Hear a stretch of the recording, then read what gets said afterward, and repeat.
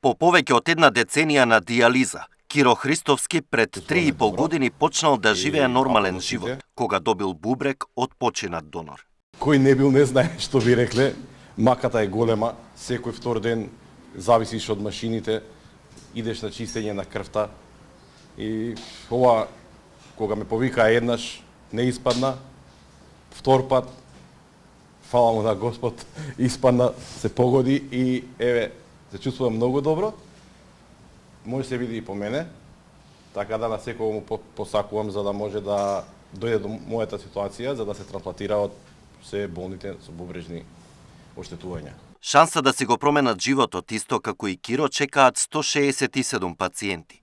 Спас од апаратите за дијализа гледаат во бубрек од кадавер. Тие се активни, листата постојано се ажурира, во нивното следење се не само нашите лекари инволвирани, туку и лекарите кои што работат во центрите за хемодијализа и покрај дијализни пациенти на листата се наоѓаат и пациенти кои што се во преддијализна фаза, односно така наречена преемптивна трансплантација, односно пред да започнат лекување со заместителна терапија. ХЛА кој се направи еднаш, таа се прави и за цел живот е истата ХЛА, така да нема потреба да се прави втора ХЛА, меѓутоа има други работи, тековни состојби. Во пресрет на Светскиот ден на бубрегот од Сдруженијето Нефрон побараа во државата годинава да се направат повеќе од првично планираните 5 кадаверични трансплантации, а од Фондот за здравство добија поддршка и најава дека наскоро ќе има и нова современа терапија за бубрежно болните.